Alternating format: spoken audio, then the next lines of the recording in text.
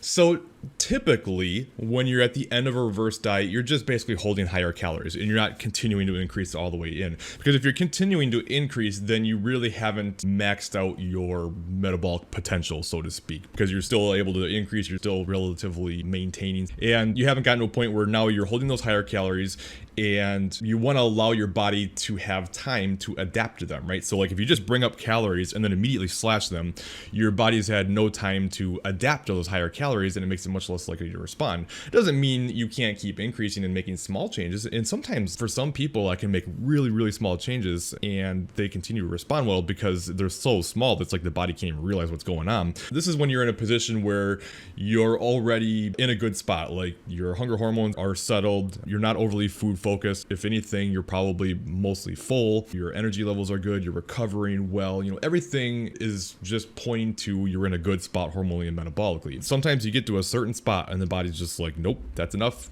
If you keep adding, I'm going to gain, right? So sometimes you get there and then you have to dial it back just a little bit just to kind of roughly maintain, and then just hold that until it's time to cut. And the longer you can hold, the better off you're going to be.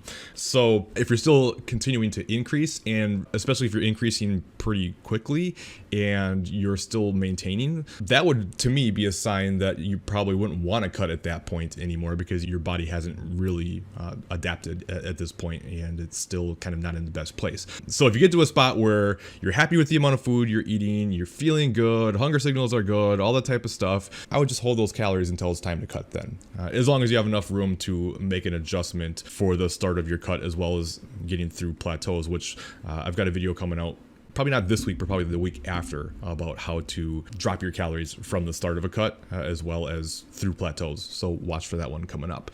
But hopefully that helps. If you have any other information, though, just kind of let me know, and I'm happy